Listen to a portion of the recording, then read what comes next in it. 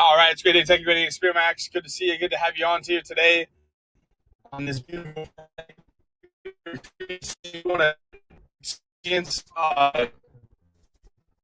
opportunities, how to handle customers, and I hope you guys can hear me. Now it's me.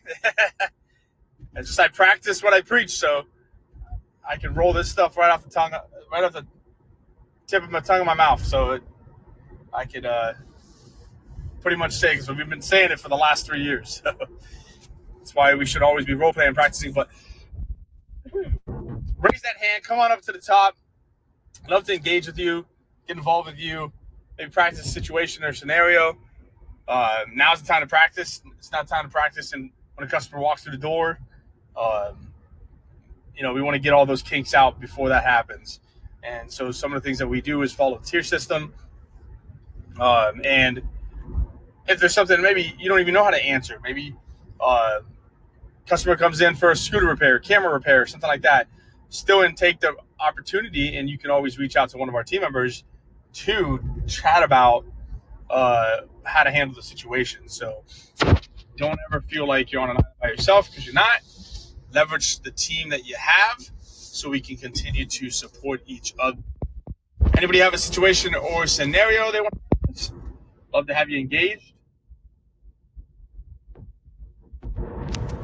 You can raise that hand and come on up to the top. Remember, we have the tier system. We tier 1, tier 2, tier 3, tier 4. I'll share that here with you guys down at the bottom so you can practice it and review it as we continue to try to better ourselves. And remember, we have this on Techie University as well, with a bunch of content on there too as well. So let me pull this up real fast.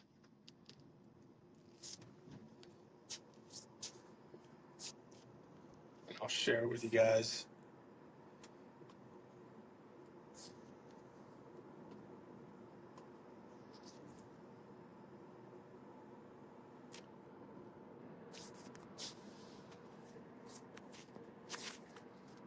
Anybody want to practice a situation or scenario? Maybe you have one that maybe you don't want to come up to the top, but you have a situation scenario you want to see how we would handle. We'd love to have you engage and come on up to the top and be involved.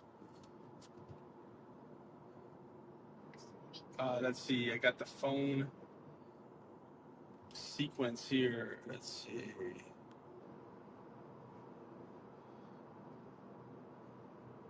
All right, I normally have pretty quick access to this. I don't know why it's not popping up on my settings on my drive.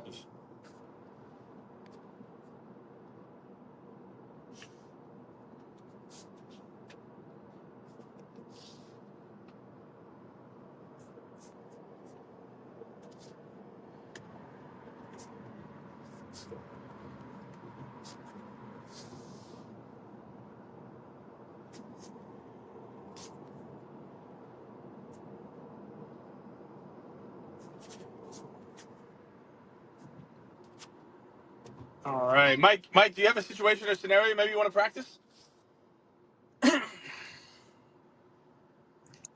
Yeah, I've been in Deerfield all week, and it's not something you ever really want to deal with, but we did have a few warranties come by, and of Okay. course they called first in order to um, see what the next step for them would be. So if you want to role play a potential warranty situation, Yeah, yeah. So, are you going to be walking in, or are you going to be calling, I'll be or? calling in. Okay, great. So Ring ring. it's a great day at Techie. What information can I give you today? Hey, I just picked up my iPad not too long ago, and changed the battery, but now it's still draining pretty quickly. I put it on a charger and it's not charging. And the home button is kind of falling into the iPad. What should Okay. I do? Yeah. Yeah. Have you tried maybe like a hard reset or something like that to see if you is it you said it's not charging at all, right? So it's not turning on? Yeah, it was on and then it died and it won't come back on. Gotcha. All right, why don't you just bring it on into the store? Be glad to assist you with it. All of our repairs come with a lifetime warranty, so bring it on in. Let me look at it for you and kind of go from there. How does that sound? Yeah, that's okay, but I won't be able to make it in for a couple of days, and I really need this iPad. No, yeah, I totally understand. Where are you located? I'm about 20 minutes from your store. I was in there a little bit earlier. Okay. We are you so you're based at where you came to Deerfield? We have like 25 stores in South Florida. Maybe there's a store closer to you so you can get it in here sooner. I live in the Coral Springs area.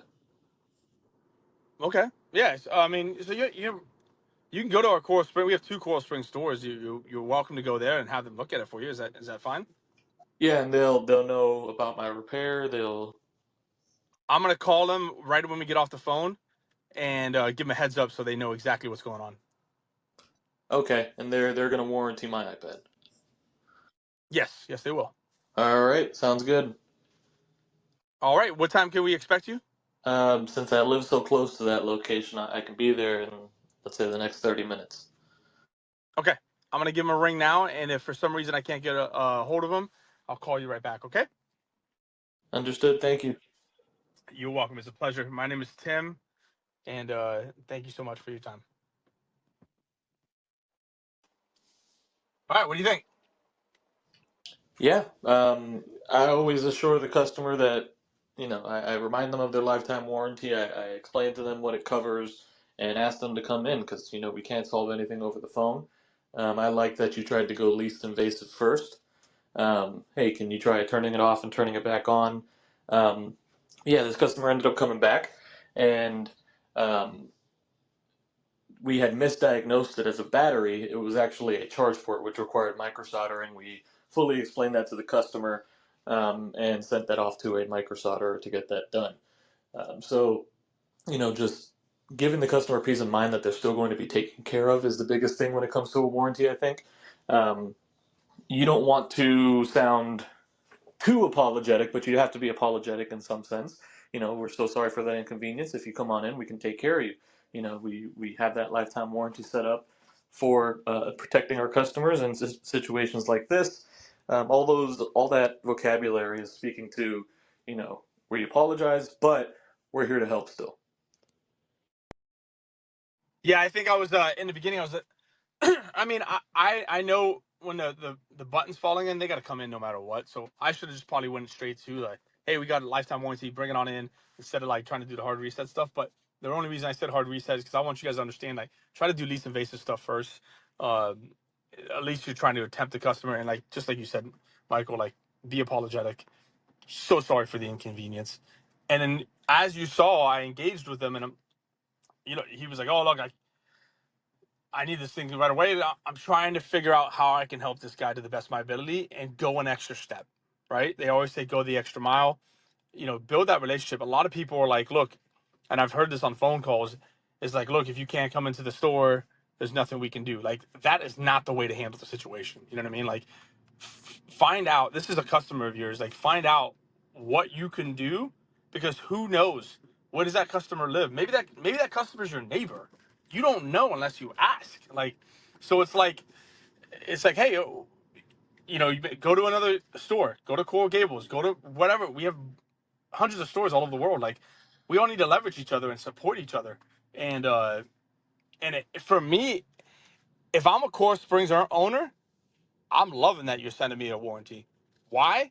Because hey, Deerfield, sorry, but I'm gonna capture that guy for the rest of his time because he lives close to me, and that's my customer now. And you can knock it, but that's the way I feel about warranties.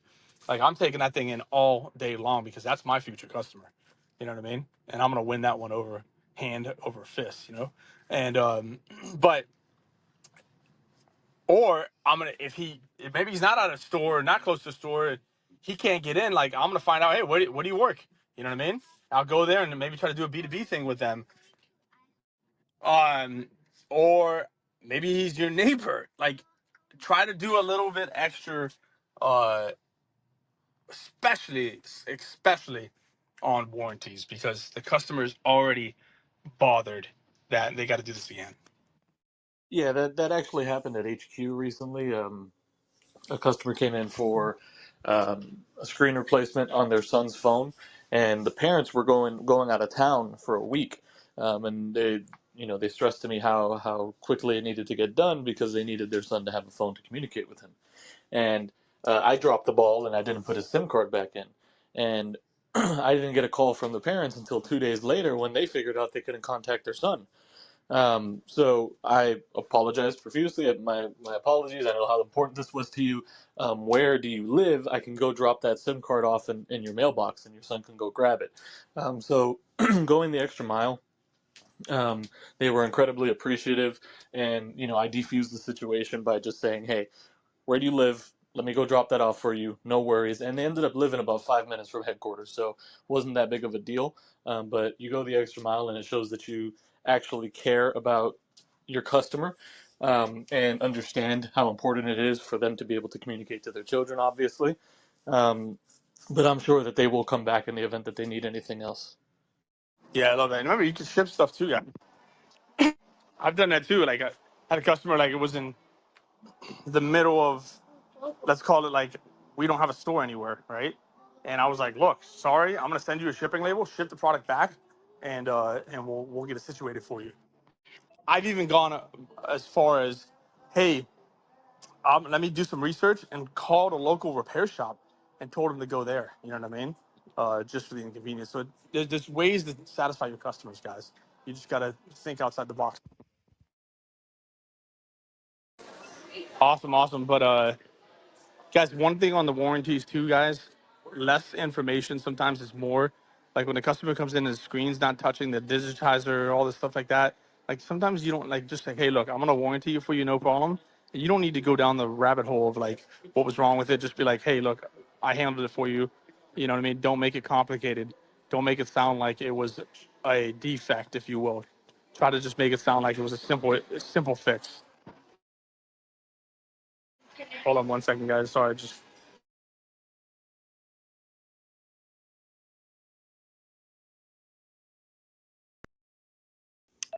Hey, Mike, can you hear me?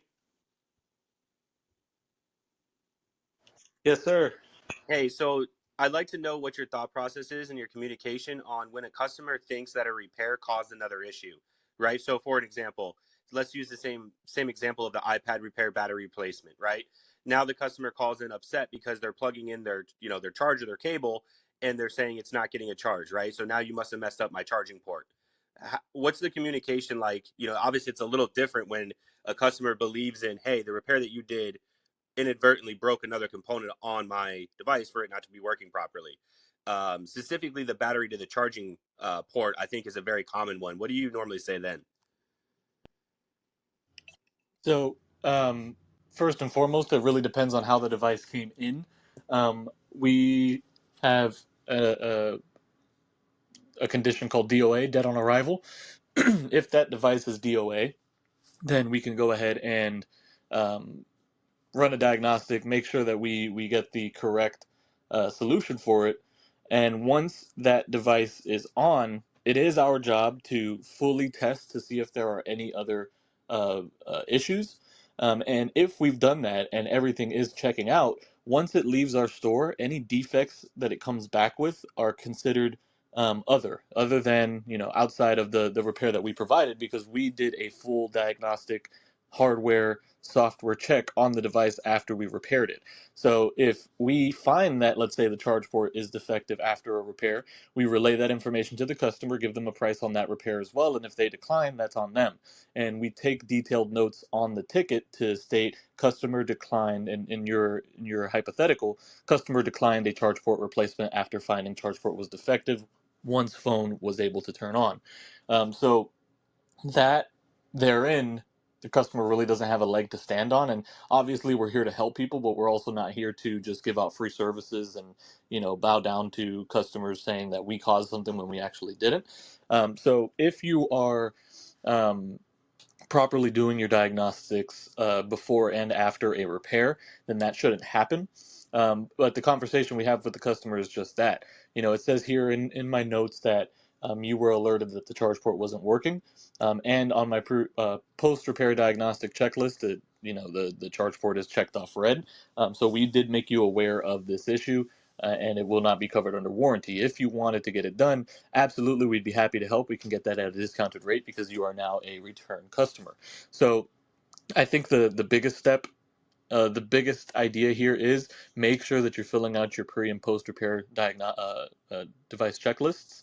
And then the customer really won't have a leg to stand on when it comes to complaining about other components. Um, if you don't, then you don't know. And it could be that you damaged something during the repair. And now we have to complete that warranty because you didn't do your due diligence and check before and after. Right, right. So, one of the things the owners was telling me is that, basically trying to educate the customer in the sense the customer was saying that the charging port was very loose, it was very wobbly, you could easily shake it, type of thing. And obviously the owner was saying, well, that's soldered to the board, right? There's no way we would have been able to damage the charging port in the battery replacement because the damn charging port is, soldered to the board. So therefore, that has to be a separate issue. What are your thoughts there? Like, quote unquote trying to educate the customer on, basically what you're telling me can't be true.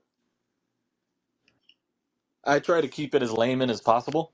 But in the event that, the customer's just not getting it, then I will start going into some technical jargon. And, that does, in a sense, make them trust you more because at, at the very least, it sounds like you know what you're talking about. But it also could be a double-edged sword where they're saying they're just making something up to get me out of their store. Um, so yeah, I have done that in the past. Go into, well, there's no possible way that we could have damaged this because it's not something that we touched during the repair. I can definitely take a look at it for you, and at that point, you're just down some time, which is money. So you want to try to spend as little time on it as possible, but you assure the customer that this is not something that may have gone wrong according to what repair um, we performed for you. So I agree with the idea, but it's at a certain point when the customer is starting to push back on you quite a bit is when you say, well, the charging port is soldered to the board. There is no real possibility for that to happen during a battery replacement. Um, but Well, yeah, Mike, you do have to isn't it possible too, Mike, if we're not running diagnostics on the battery itself, like getting a true identity of like what's the life cycle and health cycle of this battery before we replace it? It could have been the charge port to begin with, right? And we ended up changing a component that didn't need to be changed. Is it? I mean, you're obviously way more of the technician than I am. Like, just trying to throw things out there. Yeah, and that was the reality of what happened here in Deerfield. Is the customer came in and said, "I need a battery replacement," and the team here just sort of listened to her rather than again, it was all miscommunication and sort of a misstep in the process of this customer coming in where we didn't um, dutifully run our own diagnostic on it. We just listened to the customer. So it ended up being a charge port rather than a battery because we just took the customer's word at face value and went ahead and performed that battery replacement for them. And in our communications afterwards, again, we sort of had to be apologetic and said, it's looking like it's not the battery, it is the charge port. But in the event that we can get this fixed for you, the cost isn't going to be too different. And, more than likely it was an error on our end to replace the battery. Um, we will go ahead and cover the cost of the charge port because you're going to be without it for a couple of weeks now because we have to send it to a microsolderer. And you never want to do that. And the way that you avoid doing that is by not taking the customer at face value, running your own diagnostic. Remember, you are the professional. I learned fairly early on in this industry, and never say this to a customer, but the customer is rarely ever right about what's going on with their device, unless it's something very superficial like a screen. So make sure that you, the professional, is running a full diagnostic, figuring out exactly what the problem is, relaying the information to the customer, and doing it in such a way where they understand that this is your professional opinion and more than likely you are right. So, all things that could have been avoided in this situation by, um, properly doing our diagnostic, properly filling out our device pre-repair condition checklists and post-repair condition checklists, Just it was a very specific scenario as well, where you would plug it in as soon as it turned on, and it would show you a charging symbol. But anytime you plugged it in afterwards, it would not. So the technician here, he finished the repair, plugged it in, and it was charging. He was like, "Okay, it's good." And then finally, when the customer got it home, it was not charging. So, you Yeah, know, I think that's a great example, Mike. It's like, when your customer comes in with a broken screen, they're like, I have a broken screen. Okay, we very quickly just say, oh yeah, of course you do, and we change it. But we take the same mentality when it's a charging issue, right? Whether it's my battery's dying too quickly, or I don't have a good connection, whatever the case may be. As soon as we hear something about the battery or charging, we immediately just go into replacing the battery. It's like, no, the first step is testing the battery quality and life cycle itself. Like, it's got to be your first step, because that's going to start steering you in different directions. I think, again, like you said, we take the customer's word for face value. Oh, it's just dying really quickly. Oh, battery, let's change it. It's like, whoa, calm down. Like, the first thing, anytime somebody comes in with a battery related issue or charging related issue, you got to test the health of the battery. Step one. And then start working from there. But And Jonathan, I know you had some stuff.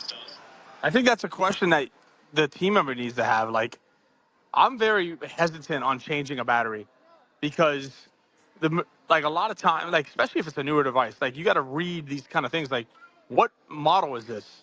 Is it 5 years old? Okay, maybe it's possibly a battery. Is it a year old? Well, then let's have more questions. Let's have more questions about it, right? Let's have more conversations. Why do you think it's the battery? What's going on with it? You have to have these conversations with your customers, and don't just, like you said, assume. So I think having that question in the beginning is super, super important that you do that, because I'm telling you, a lot of times it's not the battery, and before even diagnosing it, you could figure that out whether it's just a conversation. And remember, when guys, and just a little quick tech note, when you plug a device in, and then it shows the Apple logo, and then you unplug it, then you know some of the things that, okay, that could possibly be a battery. But if it's showing that it's charging, it does not mean it's a battery. So it's just like these little things you need to pick up initially, that you need to have with the customer before you even start diagnosing it. You need to elaborate more with the customer. Yeah, for sure. Definitely peel the onion on some of those questions. Michael, you came up too, bud. What's going on? Not sure if you're still on mute. There you go. Yeah, so my question to Mike on that scenario with the iPad would be, okay, you did the diagnostic, installed the battery, for example. Did the diagnostic came out that it also needed a charging port? Customer declined, but now does not want to repair at all. How would you go about that? Because the battery is going to bend once you take it out. That's going to damage the RMA quality of I return. think the transparency up front, guys, is important. You got to tell them, like, hey, look, we're definitely going to diagnose this for you. We got to lift the screen up. There's possibilities the screen can crack, but the device is not working. You know what I mean? There could be more charges on top of this. You know what I mean? Um, we're gonna diagnose this, but this is gonna roll into a labor. This is gonna roll into a labor fee, guys. So then you're gonna tell the customer, hey, our labor fees, whatever you guys have it at, and go from there. So I think the conversation initially is so important. The transparency up front is the important. You're not trying to scare the customer, but you're trying to be transparent with them. So the conversations before are more important than anything else. yeah, and I'd say realistically, if you're having to remove that battery to then do a charge port, it was probably a misdiagnosis on your end, and we can't really put that on the customer. That's if we put a battery in there and by taking the customer at face value and that didn't solve the issue, then that's really our fault. We didn't properly diagnose the device. We didn't properly um, uh, check to see whether or not it was the battery or the charge port or a board level, power management issue, and we just threw a battery in there, and now because of our own fault, that battery is going to be bent and not maybe not be um, viable for an RMA. That's on us. And again, you can go the route that Tim said. You say, hey, this clearly wasn't the problem. We're going to go ahead and fix the charge port, but that does incur some more labor. But again, that therein is telling the customer we screwed up, but you still have to pay for it. So it's a hard line to toe. You just really have to read your customer and see what they're going to be willing to do in order to um, make it a win-win situation for everybody. Um, but at the end of the day, if you put a battery in there and it wasn't the battery, that's not really the customer's fault. In the scenario that the customer refuses, and we've had this several times at Weston, where I don't take anything at face value. I will always tell them diagnostic is the first thing. But you do have those hard headed that want to be know it alls and think they're know it alls, and they tell me, no, no, it's a battery, it's a battery. I don't want to leave her for diagnostic. I want my battery replaced. How would you go about that? Because at Weston, we lose maybe 2, 3 sales a week because of this issue, and it's frustrating because at the same time you're telling them, okay, if I change out the battery, say it's $150, but if it doesn't end up being a battery, what then? And at that point it gets to be frustrating, and I just don't know how to handle that. Yeah, so in our terms and conditions, and this may be in yours as well, we hold a $30 non refundable labor fee on all of our repairs. So if the customer does want a refund or does want to cancel the service or something of the sort, we have spent time, labor, and effort and potentially found the solution for you and relayed that to you. You just didn't like the time frame or the price, but that doesn't give us back our time, our labor, and our effort. So we are liable to hold a $30 non-refundable fee for those three things, and most customers will understand that and not fight you on it. So in order to recover some of your time spent, um, you can instill that $30 non-refundable fee for any and all repairs or any and all diagnostics, um, or any and all refunds. You could actually also build into the system a restocking fee. Let's say it's a $30 non-refundable fee and a $15 restocking fee, and more often than not, if it's a battery, let's say, that's going to cover um, what the RMA would have given you back anyway. So a few different things that you can play around with there to recover any time lost or money lost on parts that were fully installed and will not be able to be returned.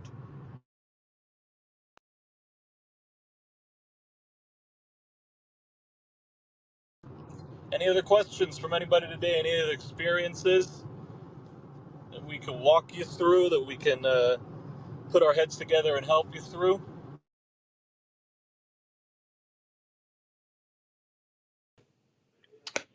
Hey, Mike, this is Jeet.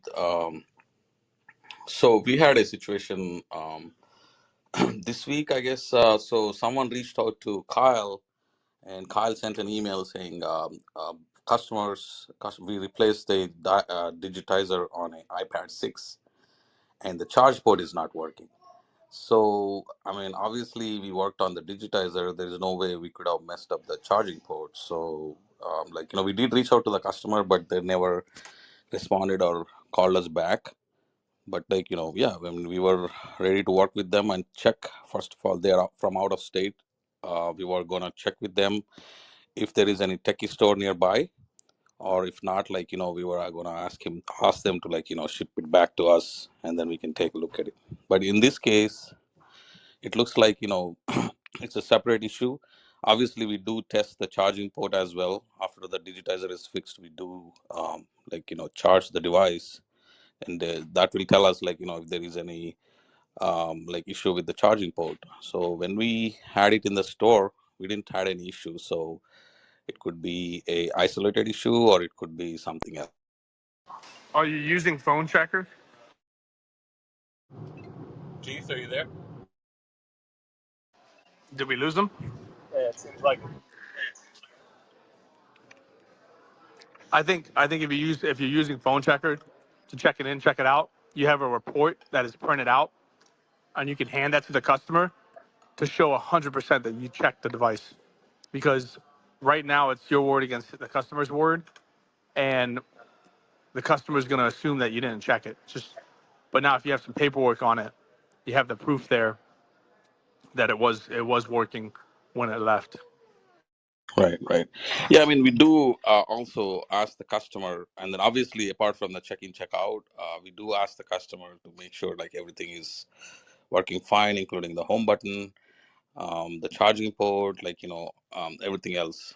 And then some people do like spend some time like test it, and then some people are in rush; they just take it and then you know call back later or something. But yeah, we do follow those check-in, check-out, and all those things as well. Well, it's not just following the check-in, check-out. It's called While Phone you Checker. It's called Phone Checker. It's a thing that we have for you guys to print out a report showing that everything was checked before it left the premises. Are you activated on Phone Checker? No, we haven't actually. So then I would do that, and that would solve a lot of your issues. Okay, okay. So I will look at that. Thank you. You're welcome. And also, a lot of times I know, Mike, not Mike, sorry, Tim. I know you mentioned don't open the device and then start working on the battery. For example, if a device comes with a battery issue. So I had I had several times turned on the phone or like iPad, and some folks keep hundreds of apps in the background open, and that's the reason why obviously battery would be draining really really fast. That's what, and then I try to educate them like not to leave all of them open. Couple of them may be fine, but because all the apps or all the website will be running and draining the battery in the background. Yeah, you always, as Tim always says, you want to try least invasive first. So that's a great idea, G. Thank you.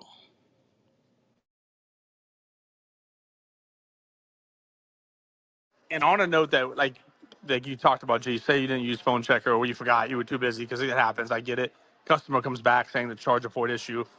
It's you got to read the customer. You know what I mean? And this is where objections. You have to practice this because this stuff doesn't happen overnight.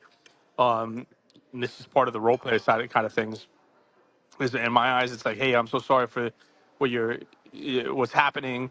Bring it on in. Let me take a look at it for you. Let me evaluate what's going on, and let me dive a little deeper of why it's not. Don't have these conversations over the phone, um, but try to prepare yourself before the customer comes in, so we can address them accordingly. Say it wasn't your fault. Say they got it water damaged or whatever it may be. Just have them bring it in and then let you diagnose it. Don't try to do this over the phone. That's where a lot of the mistakes happen. It's like, you start having these conversations over the phone, like, okay, you had your battery replaced. Now it's not charging. Well, we didn't replace your charging port, sir. We only did your battery. Yeah, but when I left, it wasn't working. No, we test everything. These are conversations people have on the phone. These are useless conversations over the phone. Get the customer to come through the door. Like, hey, no problem. Bring it on in. Let me take a look at it for you.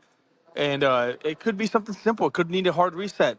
And like the whole time we were fighting back and forth, like Michael said, least invasive first. So bring those customers in and then have those conversations. And then if you have a hard time and the customer just doesn't want to work with you, you don't need to make those decisions right then and there. You could reach out to uh, Michael, Kyle, me, whatever it may be, and we can have conversations and game plan what the conversation should look like. Which I've done a lot of times with a lot of the owners, and I think it always pans out pretty good.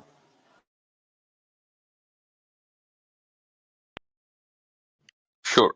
Yeah, sure. I'll reach out to you guys in case if we are unable to handle the situation.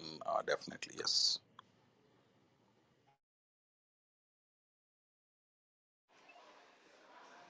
Awesome conversations, guys. Today, this is why we do this every single Friday. We want to get better. We want to take care of our customers. And remember, I always say this to myself: 99% of customers are good people. They're not lying. They're not bullcrapping you. They're not trying to pull a fast one.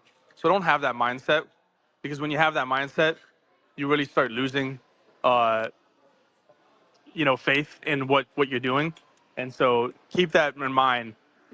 Don't let that 1% cause the rest of the 99 customers that come through your door have those same hiccups.